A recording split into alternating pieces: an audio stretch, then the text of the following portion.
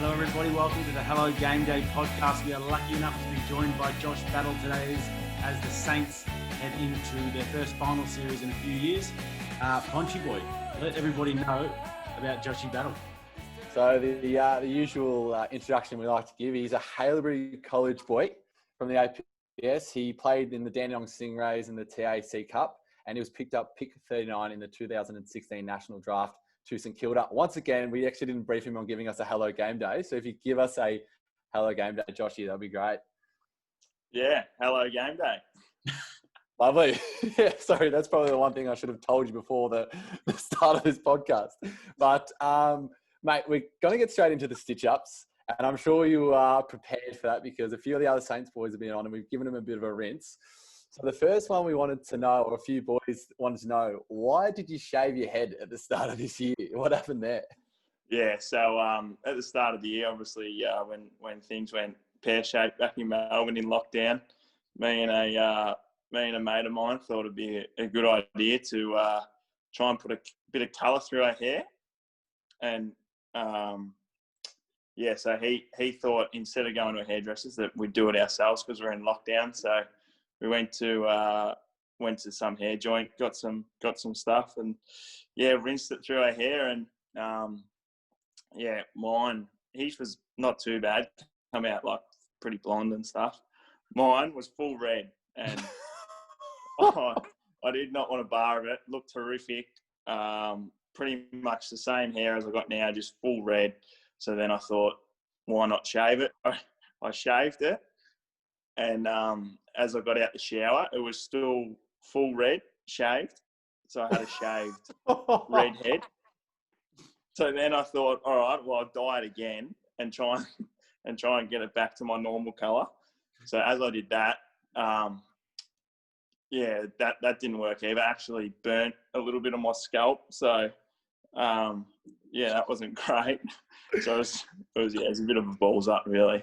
It's absolute disaster. Us boys with the darker hair, it's a bit hard to change the colour. So I did the same thing, and I was pretty much the same result, except I copped being a bit ginged for a little bit. So that's one of the stitch-ups. Now another one, mate. We've got a few nicknames that have come through. So please, I'll say the nickname, and then each one just kind of give us a quick description. So the first one's Pretzel.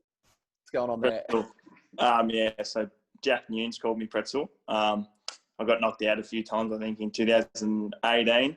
And he reckons I used to he goes, when I got knocked out, I was in the rooms after the games and I was talking to him and I think I said the same thing to him about 4 times. And then he said, mate, you're Pretzel. So it was pretty shit, but it's stuck. And now a few of the boys here, obviously Nunes is gone, but a lot of the boys still call me Pretzel here. That's the best way the nicknames come up. So another one is Horse. Can you talk us through that? Me and Timmy Memory call each other Horse. We'll leave it at that. Yeah. Yeah. Oh, well, I can imagine where that's going. Now the next one is the next one is Chompers. There's a fair few boys that are caught on the old Chompers. One of the line coaches here, Aaron Hamill, thinks he's pretty funny, and he reckons I got teeth like Tony Jones, and so he gets into me, and a fair few of the boys now call me Chompers. He's got his little boy who's about 2.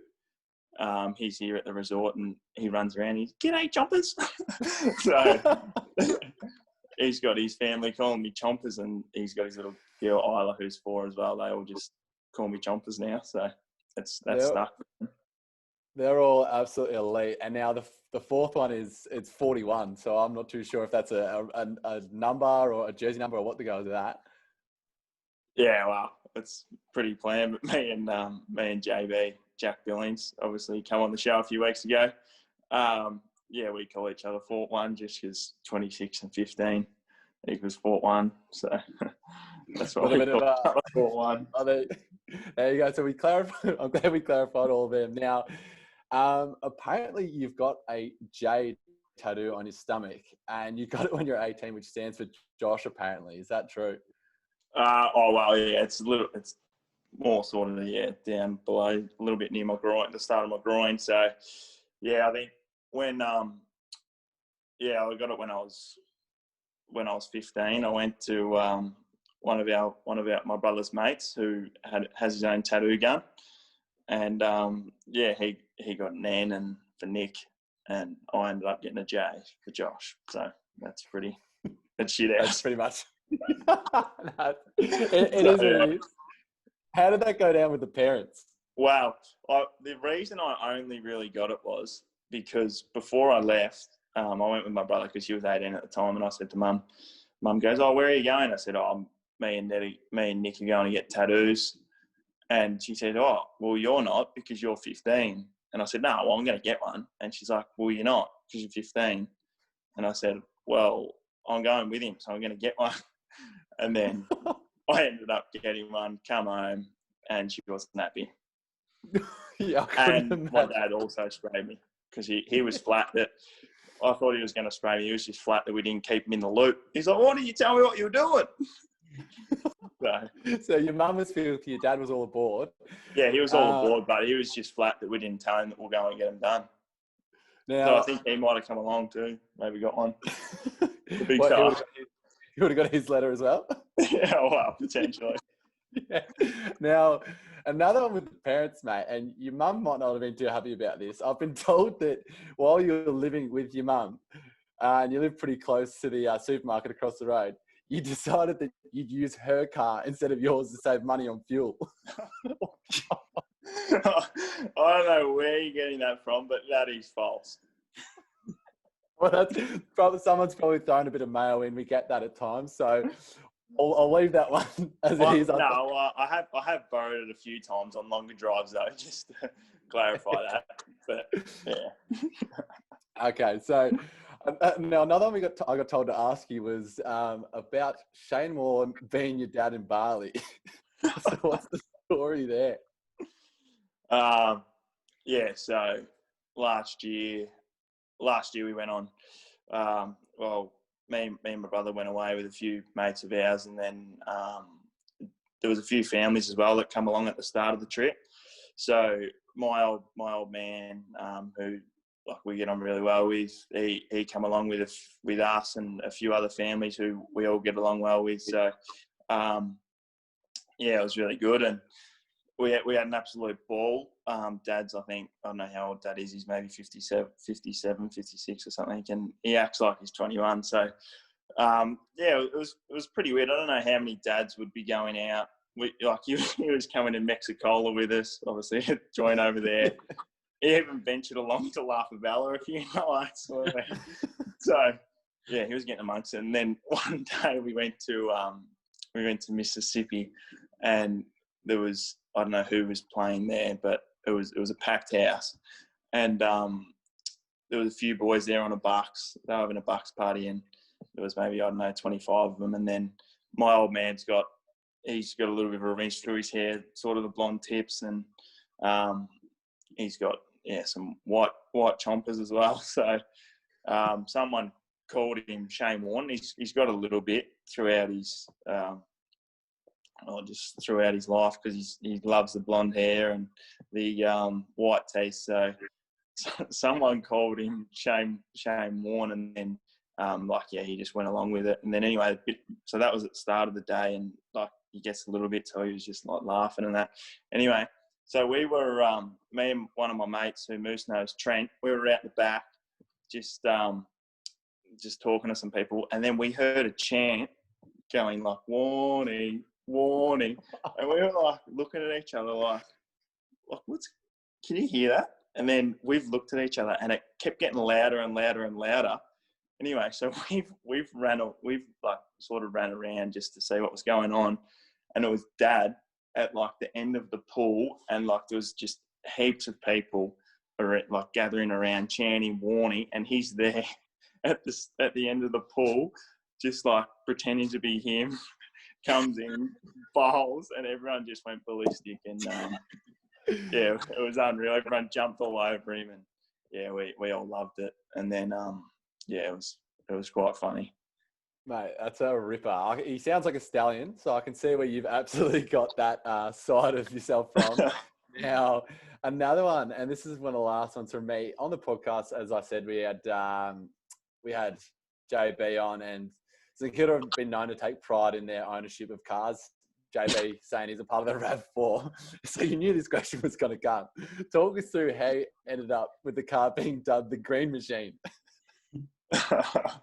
Mate, I've been getting that much stick for it. Actually, been bringing it up in meetings and stuff. But so yeah, my first car was a Commodore, and my uncle gave it to me. It was a green Commodore, so I was just grateful, that I got a nice car, and yeah, I was allowed to drive to school. I was 18, so I was driving to school, and the AFL come out and shooted just a thing on potentially next year getting drafted. Anyway, so they saw my car there and decided to do a whole segment on like this green machine, and we filmed for hours about everything, like what it's like being at school, doing other stuff. Anyway, they've put the whole segment and named it after a car, Green Machine, and I'll be able to never live that down because it is horrific.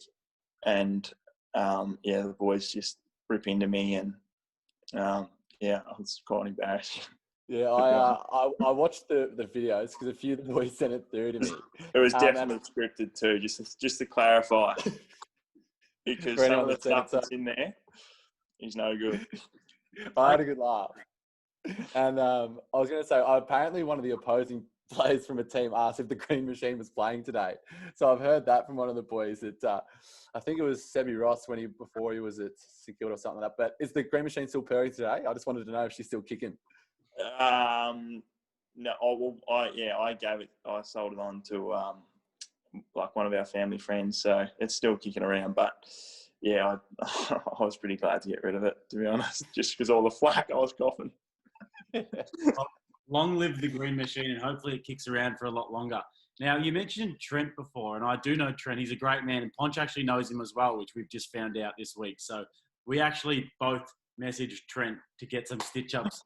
And then he chucked us in a group message and said, "Look, boys, I'm getting it from all angles here." He's chucked under the bus, which we love. Ponch likes to keep his sources close to his chest, but I'm a bit of a snitch. So yeah. Now, Trent says that apparently you guys were having a game of cricket one day, and he was sledging you and really giving it to you. And you're a good cricket player, but he said he was absolutely giving it to you. And you could not handle the banter at all. Is there any truth to that? We definitely get pretty serious in the summer because he's a pretty good cricketer as well, and he thinks he's fairly good too. So we play a fair bit of backyard cricket, and there's definitely a lot of sledging going. But yeah, I reckon I could handle what he's throwing at me because some of his sledges aren't great. So there's probably no truth. To elaborate on that story. What's that? Do you want me to elaborate on it? Yeah, can you elaborate? Yeah. Well, I think from what I gathered is that he was getting in you, and you got pretty salty. You took it a bit serious this time, and with that, apparently you wouldn't say anything back to him. You wouldn't talk to any of his little nips at you, and you absolutely dominated the cricketing side, the batting, and you chased down the score and won the game. I think that's how the story went. Wow. Because it's a pretty short pitch, and now we bowl. It's maybe like 10 meters, so you bowl as quick as you can. And at the start, like in any backyard cricket, it's all a bit like you muck around and stuff. But then when someone wants to win, it gets pretty serious. And we play for things. We play for dinners, anything you name it. We play for it. And he hit me in the head, so he bowled me a bouncer and hit me in the head. And it pissed me off. So I didn't give him much after that, and just really zeroed in and chased his score down, and then enjoyed a free dinner and a few free beers from him. So thanks, Pony. That's elite. Now, this is one that I can be sure of because I've received it from multiple sources, and we know that you're a good-looking rooster. You love a tan. You love to go to Bali and sit by the pool at Mississippi and have a few, but one day, apparently, your mates have told you that if you smudge banana on yourself, that you'll get a nice bronze tan. What's the story there? Right. That did not happen to me. So one of our good family friends, he rates himself too in the looks department. He's 40, thinks he's 20, and he said to me, we're at his joint, if you put banana on yourself, instead of using reef oil, put banana on yourself. It helps you tan. And I wasn't buying it, and he's adamant, and he loves putting mayo on stories, and I know who you've got this off. And he's adamant. Still to this day, I tell him, mate, it did not happen. He thinks it happened, but I can confirm we did get another one of our cricketing teammates, and we put it on his back, and he definitely thought that it helped you tan, and it was horrific. It was about 4 bananas on his back, and he thought that instead of using reef oil, 4 bananas will make you look better. That's funny because what I've been told from multiple sources is that you got down to your budgie smugglers, got out in the sun, slapped the rotten banana. No, that's definitely not me, mate. Completely false. Well, we're getting a few false ones here. Now, the next one I've got is that you're on track. You want to win a premiership this year, but apparently it's not going to be your first premiership medallion because you won one with Narre Warren North, a premiership with them, and you've absolutely robbed someone for their premiership medallion because you did not train, you did not play the prelim, and you rocked up late to the game. Well, that's true. I actually still feel bad.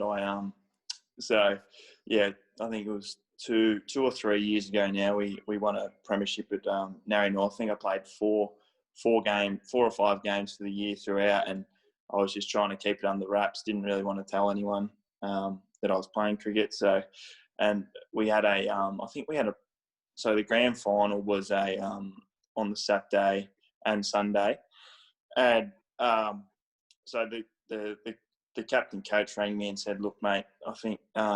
So one of the boys went down at training. I wasn't going to play. One of the boys went down at training, did his ACL, so couldn't play and couldn't bat.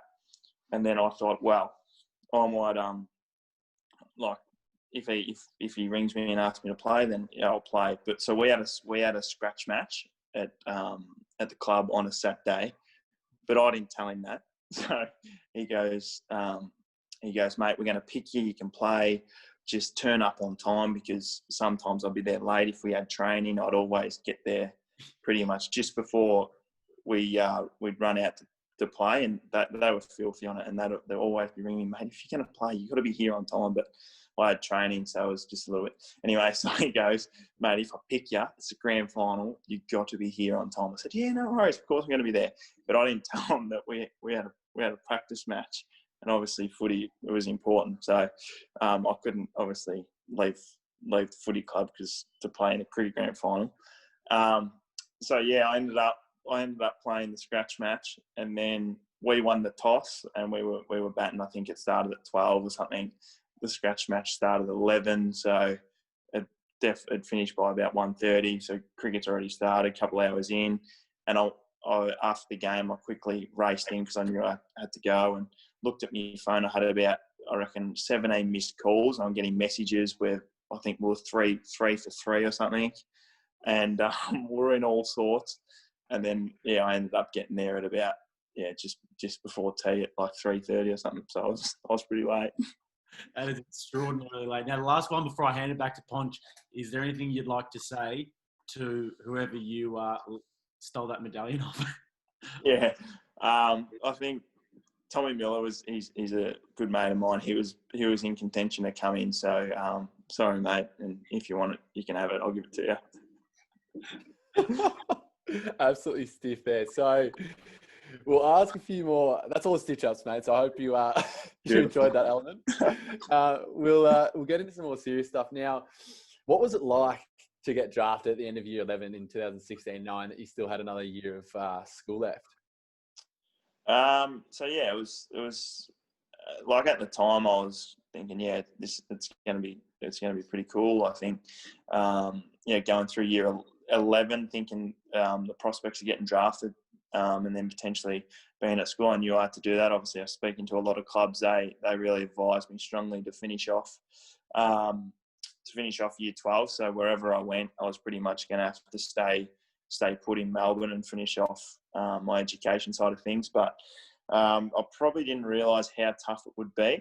Obviously, firstly, getting drafted and really loving that. I think I spent the first maybe 2 months of pre-season at the club, and then we were just sitting down having meetings with the school, and then I ended up starting my year 12 in December, because like at private schools and stuff, they obviously start the year 12 in like November or whatever it is. So I missed a little bit of the start of that. And then that following year, my year 12 year, it was pretty tough, because I think I only got to train once a week with the boys, and then the rest it was all on my own. So it was hard in that sense, trying to build like relationships and stuff with guys. I'd be coming into school with my school bag, coming into footy, sorry, with my school bag and school clothes on, and copping a bit of shit from them, and then going to school, and then having to duck off because I had to go to training. So it's pretty tough, but yeah, I was lucky enough. I was in the school holidays. I was lucky enough to debut, so that was pretty cool.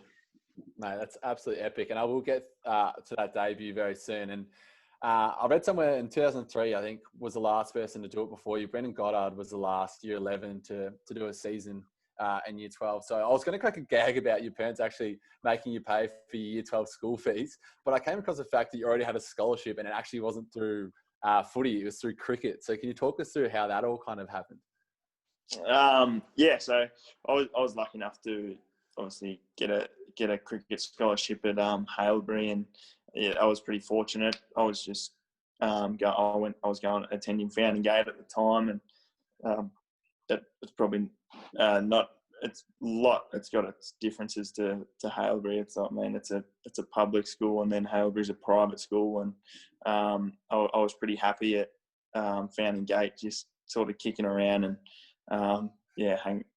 going to school there. It wasn't that serious. I wasn't a massive fan of doing much homework, and I had a few mates there, and I knew that they had a fair bit of work to do there, so that was a challenge in itself. But getting a scholarship to Haileybury for cricket, I think we had a fair few rep carnivals, and I was lucky enough to make a few scores in that. And then one day there was a few like selectors there, and a few people from private schools were there, and eventually had a few meetings with them, and they decided to, I guess, get me on board. And the following year in year 9, I went to, that's when I started going to Haileybury on a cricket scholarship, and then got halfway through that, and then I couldn't play as much cricket for the school, because we had I was having footy camps, and I don't think they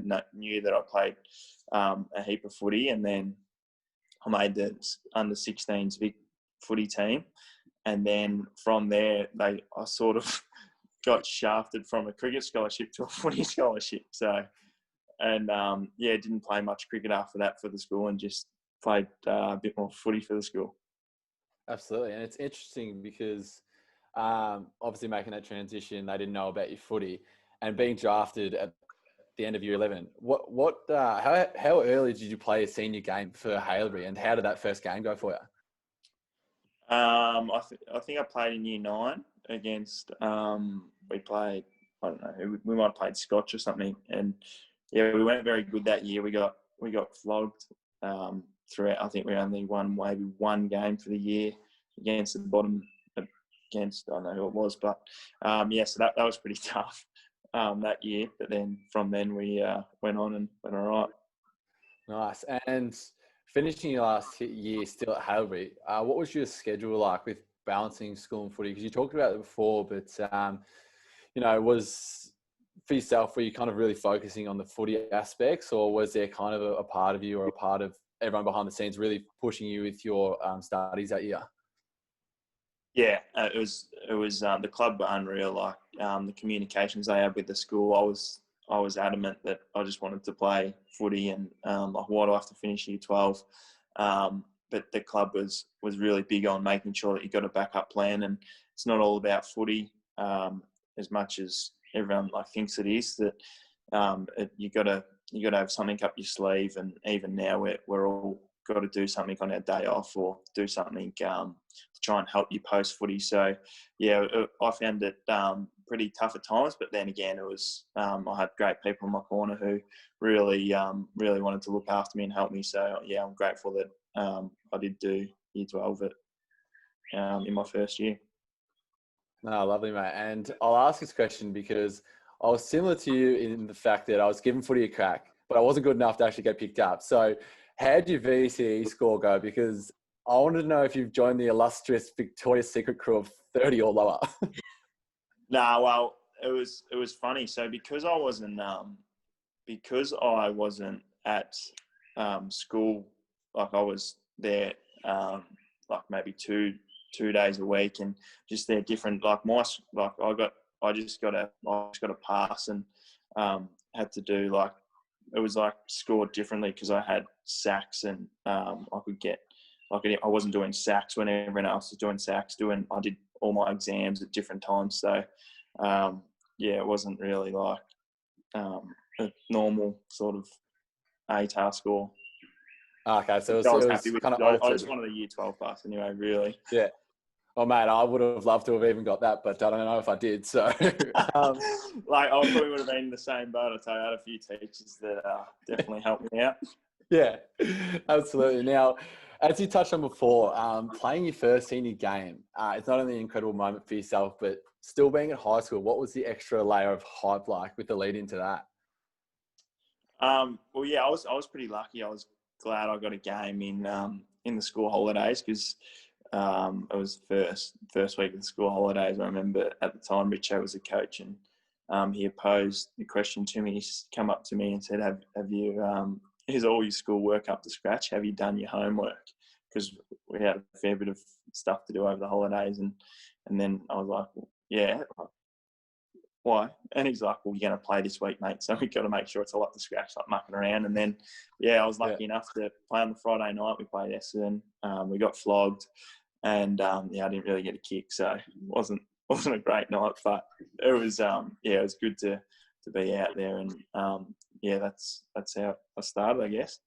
Yeah, well, after that, it's probably already not fair enough to every bloke at school that you're such a good-looking rooster, but surely after getting drafted and playing a senior game, you would have had to douse yourself in some serious bird repellent after that, because all the birds would have been flocking, surely.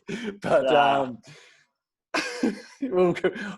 was just having a bit of a stitch up with that. But with your 2017 year, and this was interesting, assuming that St Kilda, you playing in the reserves, that takes precedence over your school footy in 2017. I looked up the results, and it turns out that you boys are actually APS premiers, and I saw Haileybury won. So was it bittersweet not being a part of that? It was a little bit. So it was actually funny. I think the week I debuted, the grand final, because at APS you just finish on top, and we had to win the week before, and I wanted to play playing the premiership side. So I was really pushing my case for everyone to sort of righto, you can have a week off of AFL and playing the school game. So, but the club was adamant that I couldn't play, and then the reason why I didn't play is because I ended up playing AFL the following week. So, yeah. Because I was actually wondering, I think, I'm not too sure if Matty Lloyd is the head coach at the time, but surely people would have been pulling strings to try and get you to play in that game. Yeah, I think they were ringing around, but it didn't end up eventuating. But we were lucky enough. We were lucky enough anyway to get the job done. Mate, that's unreal. So I'll chuck it over to Mercy now. Those are my questions for this little part. Beautiful. I'm back. So, Joshy, at the start of this year, Poncho and I were both having a competition about who we reckon is going to be the biggest bolters of the year, right? And you're in absolutely fantastic form now. But I was telling Poncho, I was like, watch out for Josh Battle because he's going to move to the wing. I think I might have talked to you about it last year. Yeah. And I was going to move to the wing. I thought I had all the inside info, but then you weren't playing in round one. So I was just sort of wondering what happened, because last year you had a pretty good year. And then I was thinking that you were going to change up that position and hit the ground running, but it seemed like a bit more of a slow start to the year than perhaps what you would have thought. Yeah, absolutely. I think I played nearly every game last year. I missed a couple with injury, and then I played down back. So Rats come in, and he threw the idea up last year when Mitch was coaching to push me down back. So I went down back for a bit, and then last year over the off season, over the trade period, we got in Dougal Howard, another back. So he's a tall defender, and sort of that's what I was playing last year. Carlisle was out for most of the year last year, so that was another spot there where I guess that was sort of my spot last year. And then over this pre-season, obviously those guys are right to go, and they're very good players. So it was just around like team balance sort of stuff, and then so they threw the idea up of maybe potentially playing on the wing. So it was just I've never played wing ever, so it was trying to learn that craft, and couldn't forge my way in. I think for the first maybe I played round 3 or 4. So I was emergency for the first few weeks, and I wasn't really enjoying that too much, because after the game, after the boys were playing and were going all right too, I'd run around out on the ground after the game. So, but yeah, to be honest, it probably did help me with this year. It made me a little bit more hungrier, and over the lockdown period, it definitely made me work harder and realise that things aren't just going to happen. You've got to really work for them. So, it's good. And you're killing it now. And one of the things that's been like abundantly clear about your game this year is your kicking is elite. Is that something you've always sort of naturally had? And your kicking is really good on both sides as well. Or have you been working on that, or is that just a strength that you've had for a while? It's funny. If you ask my brother and my old man, they thought when I was younger I was absolutely going to be no chance because I was no good. So it's probably my brother helped me a lot with that sort of growing up, and I think I've worked pretty hard on it to be like considered an okay kick. So and I still am working hard on it, because Rats is really big on, you got to be able to use the footy well and kick on both sides of your body. Yeah, right. And your brother's Nick, he was a gun player down at the Dufton Eagles last time I checked. But he played a bit of VFL as well, didn't he? He played a bit of VFL, but they won the flag last year at the Eagles. So yeah. And what do you reckon your position is if you had to choose a favourite position? Because you played just about bloody everywhere except the ruck. Well, I actually played a little bit in the ruck this year, and there you go. who'd I come up against? Maybe Stanley or someone from Geelong, and got absolutely nowhere near it. So I won't be going back in there, I think. But yeah, I don't know. A lot of people ask me that question, but to be honest, I'm not too sure. Like I like it up forward, but then probably forwards ideally. But I'm just happy really playing anywhere. Well, you've been definitely getting noticed down back and on the wing as well with your elite kicking. Now, moving on into finals in a couple of weeks, it's pretty massive for the club. And is there a massive shift in the game plan this year that's seen you guys have so much more success, or do you think it's more the personnel that you've recruited, or what would you say is the biggest difference? Yeah, I think a bit of both. I think the personnel that we've recruited, obviously, we've brought a fair bit of speed in. You think like Hilly, Butts, Jonesy, and then Paddy with his ruck work. Doug down back, he's been unreal this year. So I think that's been massive for us. But then just the ability for the coaches to let us use our strengths more and play to our strengths and really just back yourself in. That's been really a key message this year. There, you're driving the car, so you just see what's fit and really back yourself in and play to your strengths. So I think that's been really good. And some of the players, as I said, and then obviously Maxi King, who's coming along up forward. It's been awesome, and just the culture's been a real standout as well. How that's changed, and just how well and connected everyone is. So yeah, and the buzz around the group at the moment is pretty up and about. Obviously, we haven't played finals for I think 10 years or something like that. So to play finals and play on the weekend will be massive. How are you feeling personally? I mean, it's your first time playing in finals, and it's like that long 2-week wait. As a fan, I'm nervous, but as a player, you must be like, beside yourself with excitement.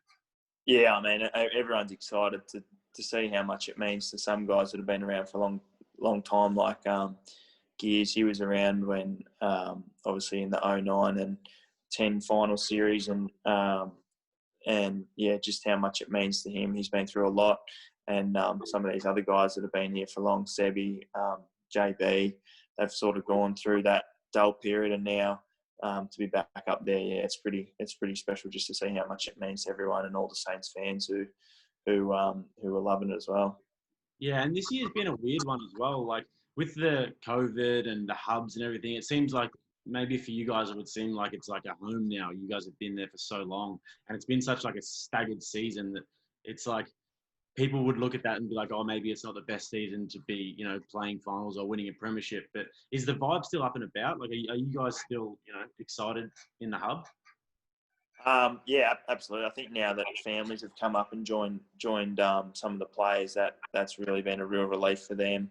And then just the people that are embracing us up here, like the Noosa community, they got shirts made up calling us the Noosa Saints. So they're loving it up here. So just the hub we're in. It's good that we get to spend time with each other, and it's probably made us more connected as a group, which has been good. Well, I can imagine if Noosa did have an AFL team, it would have no shortage of people applying for the team. Maybe the Noosa Saints is a good business idea now. We do have our guests also coming on with the fans. So before I go on, I want to mention that there was a bloke who came second in the running to chat to you for a couple of minutes, Josh, and we appreciate you doing this for us. But I wanted to give him mention, Jake Klinkhammer. He told us that he couldn't come on today because he had an appointment at 5 because he broke his hand. And when we asked him what happened, it was because it was a game against West Coast in the last quarter, and he said he got a bit angry watching you boys play. Yeah, right. That's so he just, I thought I'd give him a pump up because he's obviously a passionate supporter. Yeah, well, good luck with your recovery with your hand, big fella. Hope all goes well. Oh, lovely. You'll love that for sure. So we've run a competition, guys, where we've asked all of our supporters at Hello Game Day to enter and get the chance to talk to Joshy Battle, ask him a few questions. And the winner is Zoe. And Zoe is a massive Saints fan. She is very inspired by Josh Battle, and she also plays footy and hopes to play AFLW one day. So I'm going to hand it over to Zoe, and we may have slipped a little stitch up to her. But Zoe, please take the floor. Hello, Josh. It's very nice to meet you.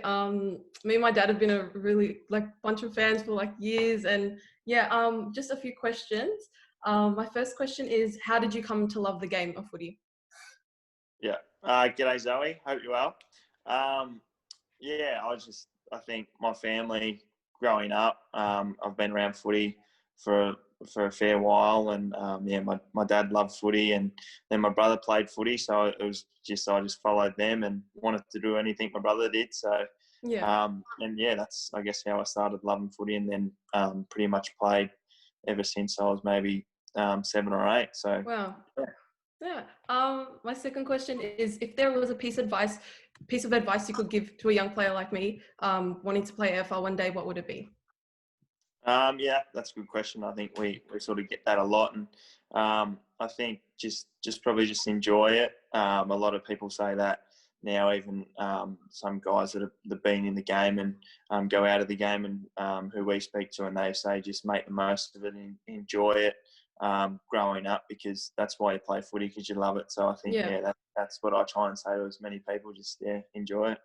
Thank you. And a little birdie told me that apparently you've got a superstition that you have to touch all of the walls in the rooms before the game. Do you want to tell us about that? yeah, that's been getting a little bit of traction as well over the last few weeks. So, yeah, I just have a few superstitions. I just touch a couple of walls here and there. Yeah, I don't have much to it, but that's about it. I think we've all got something as like players that just makes us a bit comfortable for the game. Yeah. Yeah, absolutely. Mine's just touching walls. Great questions, and we've got a third member of the Hello Game Day podcast. The way you've owned that. Yeah, maybe take over Moose's job. Hey, relax. Yeah, but thank you very much for that, brother, for letting us do that. Man of the people, and it was always wrapped to be able to ask you a few questions. Yeah, no worries at all. Good luck with everything, Zoe. Thank you very much. Ponch, did you have something to say? You got your head in the camera there, like you want to say something. Is he frozen for you guys? He's just like this. Yeah. He's just sunburned, I think. Yeah. Nice. All right. Well, thank you very much, Zoe. Thanks for coming on. Thank you very much. Good luck for the finals, Josh. Thank you. Cheers. See you guys soon. Bye. Yeah. Take care. That's the last thing I've got for you, Josh. I really appreciate you coming on and helping us out, man. No worries at all. Thanks for having me. Hey, and good luck with the finals, brother. I'm sure you guys are going to go well. It's a crunch match against the Doggies. You guys are both in a pretty similar position, but I reckon the Saints might edge me out. Yeah, absolutely. Hopefully we beat the Dogs.